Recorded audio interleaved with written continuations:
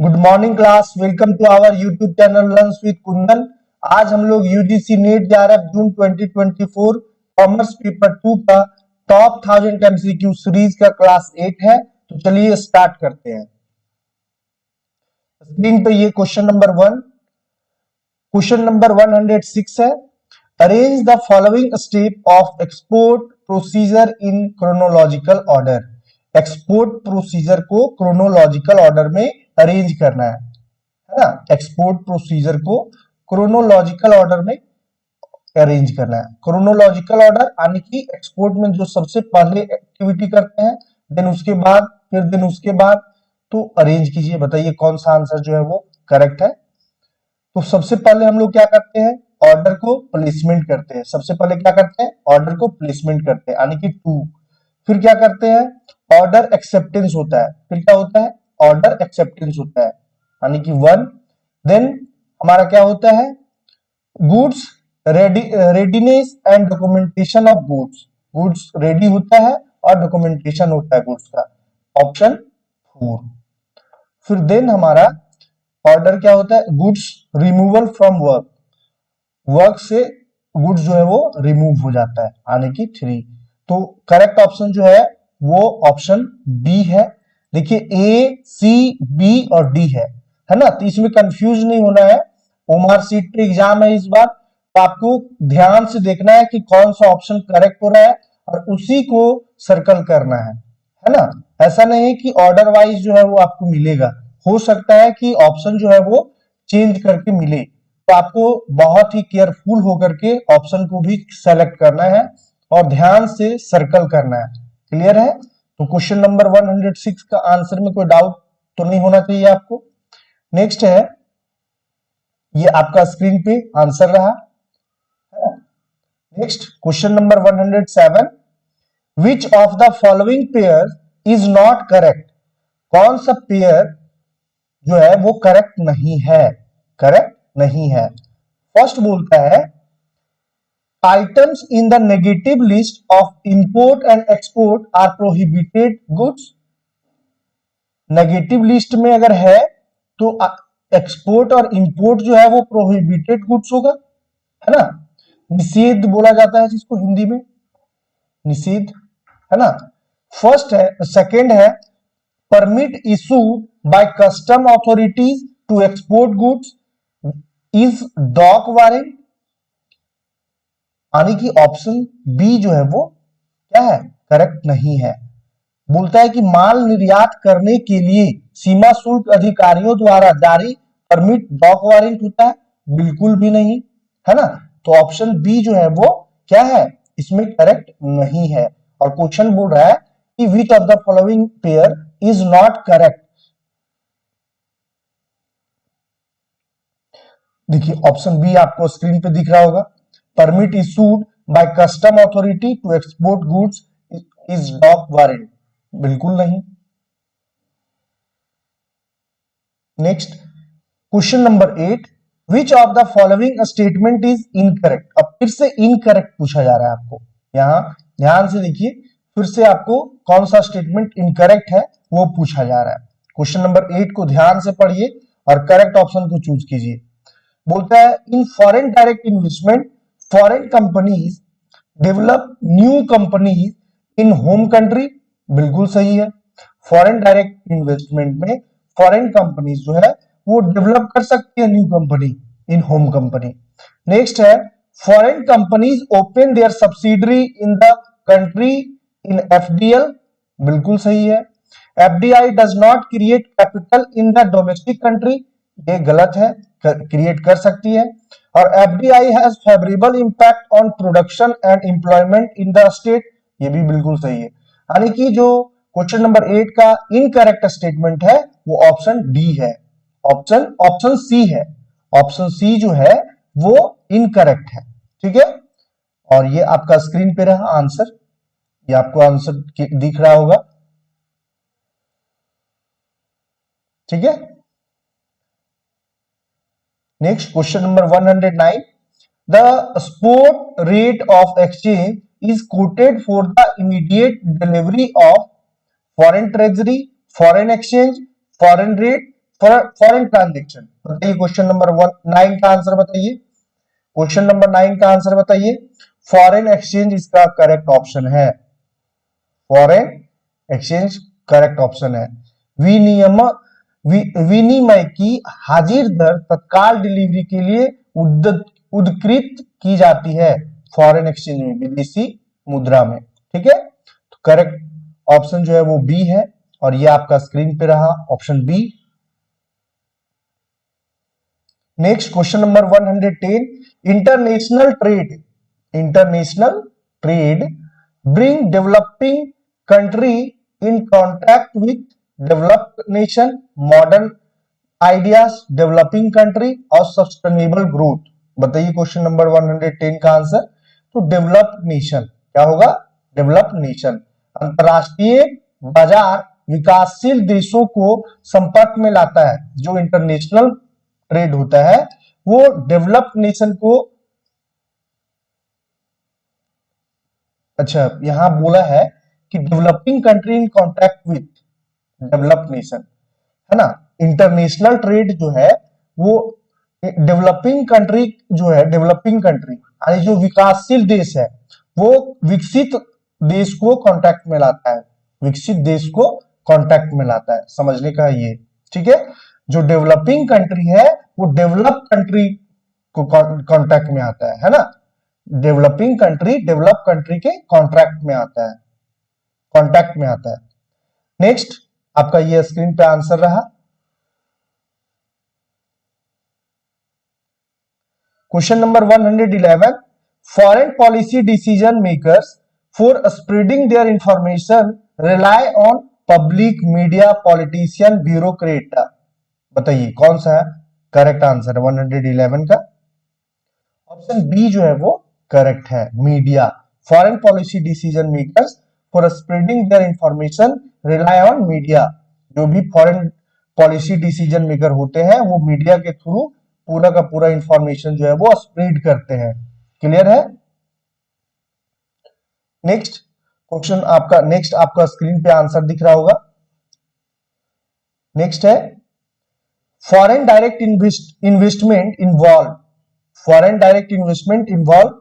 बताइए कि प्रत्येक विदेशी निवेश में शामिल है intangible good, tangible goods, human resource, intellectual property.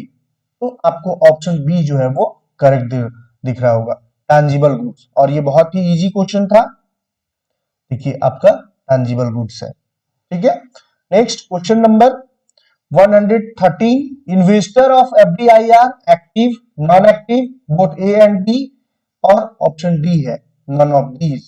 बताइए कौन सा आंसर करेक्ट है? तो जो फॉरेन इन्वेस्टर होते हैं यानी कि एफडीआई इन्वेस्टर जो होते हैं वो एक्टिव होते हैं। वो क्या होते हैं? एक्टिव होते हैं। तो ऑप्शन ए जो है वो करेक्ट है। नेक्स्ट क्वेश्चन नंबर 114 है, विच of the following can not be included in method of FDI. कौन जो है वो एफडीआई के मेथड में शामिल नहीं है, इंक्लूड नहीं है? बताइए जल्दी से। क्वेश्चन नंबर 114 का आंसर बताइए, हॉरिजॉन्टल एफडीआई, यानी कि ऑप्शन सी जो है वो करेक्ट है। 36 एफडीआई जो है वो शामिल नहीं है। Tax holidays, investment in financial subsidies, ये सब शामिल है, बट हॉरिजॉन्टल एफडीआई जो है वो नहीं है शामिल। ये आपका स्क्रीन पे आंसर है। नेक्स्ट क्वेश्चन नंबर 115 है, in order to overcome the ambiguity of foreign direct investment and foreign institutional investment in India, 4-member committee has been appointed under the chairmanship of Manmohan Singh, P. Chidambaram, Raghuram Rajan, Arvind Mayaram। बताइए question number 115 का answer बताइए। तो प्रत्यक्ष विदेशी निवेश की अस्पष्टता को दूर करने के लिए भारत में विदेशी संस्थागत निवेश और निवेश के लिए 4 सदस्यीय समिति की नियुक्ति की गई थी, जिसकी अध्यक्षता अरविंद मयाराम जो है वो कर रहे थे। ऑप्शन डी जो है वो करेक्ट है। ठीक है, और ये आपका स्क्रीन पे रहा option D. Next question number 116 है, currently in which area is FDI in India prohibited. कौन सा एरिया में प्रोहिबिटेड है, निषेध है, मतलब एफडीआई नहीं वहां इन्वेस्ट कर सकती है, बताइए। तो पहला है एटॉमिक एनर्जी, दूसरा है लॉटरी बिजनेस, तीसरा है गैम्बलिंग एंड बेटिंग, चौथा है chit fund trade, Nidhi company, home real estate business, construction of cigars and business, और 8 नंबर है मेट्रो रेल। बताइए इनमें से कौन कौन सा एरिया में एफडीआई प्रोहिबिटेड है।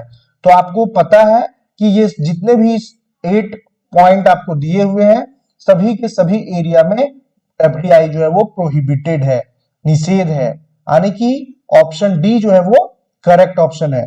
क्लियर है, ये आपका स्क्रीन पे रहा option D.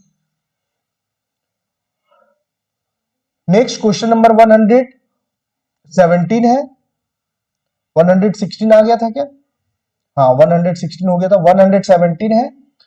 Which statement is true in relation to the way of the arrival of foreign direct investment in India? Bharat में प्रत्यक्ष विदेशी निवेश के आगमन के तरीके के संबंध में कौन सा कथन सत्य है, कौन सा स्टेटमेंट जो है वो ट्रू है, बताइए कौन सा स्टेटमेंट ट्रू है 117 का आंसर। तो ऑप्शन सी जो है, option C, in relationship to FDI coming through automatic route, no prior approval in required from the government और द रिजर्व बैंक, ये स्टेटमेंट जो है वो ट्रू है फॉरेन डायरेक्ट इन्वेस्टमेंट के संदर्भ में। ठीक है, और ये आपका स्क्रीन पे रहा करेक्ट ऑप्शन सी। नेक्स्ट है question number 118, which of the following statement is not correct, कौन सा स्टेटमेंट जो है वो करेक्ट नहीं है। पहला है many parents enterprises provide FDI because of the tax incentive that they got, second है acquiring share are disintegrated from FDI, और थर्ड है बोथ ए एंड बी, और फोर्थ है none of the above. Question number 118 का answer कीजिए। Question number 118 का क्या है आंसर? तो ऑप्शन बी जो है वो करेक्ट है।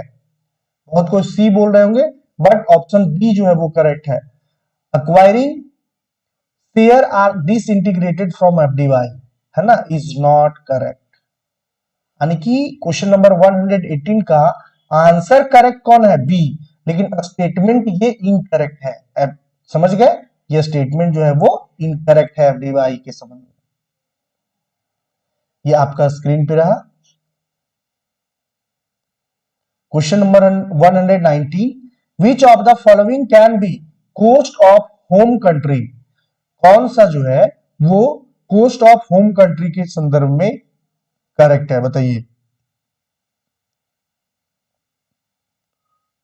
ऑप्शन ए जो है वो करेक्ट है, ऑप्शन ए करेक्ट है। Risk from political change, political change के कारण जो ये कॉस्ट ऑफ होम कंट्री, घरेलू देशों की लागत हो सकती है कॉस्ट ऑफ होम कंट्री के संदर्भ में, समझ गए।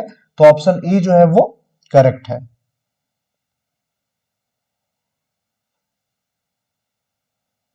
Next 120, which of the following are not component of BOP account, balance of payment बोला जाता है इसको, BOP को क्या बोला जाता है? Balance of payment. और कौन सा करेक्ट नहीं है? आर नॉट बोल रहा है, are not component of BOP, कौन सा कंपोनेंट नहीं है? Current account, capital account, official reserve और प्रॉफिट एंड लॉस अकाउंट, बताइए कौन सा ऑप्शन जो है वो करेक्ट है? तो ऑप्शन डी जो है वो करेक्ट है, प्रॉफिट एंड लॉस। क्लियर है, ये आपका स्क्रीन पे रहा profit and loss, D option correct है। नेक्स्ट है 121, रैपिड इकोनॉमिक डेवलपमेंट और economic growth require most efficient use of the dash. Rapid मतलब तीव्र आर्थिक विकास या आर्थिक वृद्धि के लिए सबसे कुशल उपयोग की आवश्यकता होती है, बताइए क्या आवश्यकता होती है? 121 का आंसर कीजिए। ऑप्शन ए जो है वो करेक्ट है, कंट्रीज रिसोर्सेस, कंट्री के रिसोर्सेस बहुत जरूरी होता है रैपिड इकोनॉमिक डेवलपमेंट में और इकोनॉमिक ग्रोथ में, समझ गए। तो ऑप्शन ए जो है वो बहुत ऑप्शन ए जो है वो करेक्ट है। 121 के ऑप्शन ए करेक्ट है। ये आपका स्क्रीन पे रहा। नेक्स्ट है the affect of foreign trade on the domestic economy may be at micro level, macro level, both A and B, और नीदर ए और B. Neither A nor B, बताइए कौन सा ऑप्शन करेक्ट है 122 का। तो ऑप्शन सी जो है वो करेक्ट है। माइक्रो लेवल पे भी और मैक्रो लेवल दोनों पे जो है वो फॉरेन ट्रेड है, डोमेस्टिक कंट्री में भी। ठीक है, फॉरेन ट्रेड जो है वो डोमेस्टिक इकोनॉमी में माइक्रो लेवल पे भी अफेक्ट करता है और मैक्रो लेवल पे भी अफेक्ट करता है। माइक्रो लेवल यानी कि स्मॉल यूनिट को हम लोग करते हैं, 1 यूनिट का मेजरमेंट हम लोग यहाँ करते हैं, है ना। स्मॉल लेवल पे भी अफेक्ट करता है और ये बड़े लेवल पे भी अफेक्ट करता है, बड़े लेवल पे भी करता है। समझ गए? नेक्स्ट है, और ये आपका स्क्रीन पे रहा आंसर ऑप्शन सी। ठीक है, next question number 123। The current account is made up of visibles and dash invisible, constraint, expert, none of the above. बताइए, तो ऑप्शन ए जो है वो करेक्ट है, invisible. Current account is made up of visibles and invisibles. ठीक है, option A जो है वो करेक्ट है। Next question number 124। The balance of payment of country on current account is equal to dash. 4 दिया हुआ ऑप्शन, 4 ऑप्शन में से आपको करेक्ट ऑप्शन को चूज करना है और 124 का आंसर बताना है। Balance of payment of country on current account is equal to balance of trade plus short term capital, यानी कि ऑप्शन ए जो है वो करेक्ट है। ये आपका स्क्रीन पे रहा ऑप्शन ए। नेक्स्ट है क्वेश्चन नंबर 125 और आज का लास्ट क्वेश्चन है, तो क्वेश्चन को ध्यान से पढ़िए और करेक्ट ऑप्शन को चूज कीजिए। A debit balance of payment occurs due to low import and high export, high import and low export, both A and B, neither 1 nor 2, only 1, only 2। बताइए करेक्ट ऑप्शन को choose कीजिए। 125 का correct option को choose कीजिए। Debit balance of payment occur, debit balance of payment कब होता है? तो लो इंपोर्ट, जब हम लोग इंपोर्ट जो है वो कम करते हैं और एक्सपोर्ट ज्यादा करते हैं, एक्सपोर्ट हाई रहता है, यानी कि ऑप्शन ए जो है वो करेक्ट है। ऑप्शन ए जो है वो करेक्ट है। और ये आपका स्क्रीन पे रहा आज का लास्ट क्वेश्चन का आंसर ऑप्शन सी, यानी कि only 1, low import and high export. तो वीडियो अच्छा लगा हो दोस्त तो वीडियो को लाइक कर दीजिएगा, चैनल को सब्सक्राइब कर दीजिएगा और वीडियो को नीडी पर्सन तक शेयर करना ना भूलिएगा। आप वीडियो को शेयर कर दीजिएगा जिससे जितने भी कॉमर्स पेपर 2 का यानी कि यूजीसी नेट जेआरएफ का जो तैयारी कर रहे हैं उसमें उनका पेपर 2 कॉमर्स है, तो उनको इंपॉर्टेंट क्वेश्चन का सीरीज जो है वो मिलना चाहिए। दोस्त ये 1000 का क्वेश्चन जो सीरीज चल रहा है, अगर आप सभी का सभी क्वेश्चन को अटेम्प्ट करके जाओगे, पूरा वीडियो को देख करके जाओगे, तो आप 100% श्योर रहो कि आपका एक भी क्वेश्चन छूटने वाला नहीं है।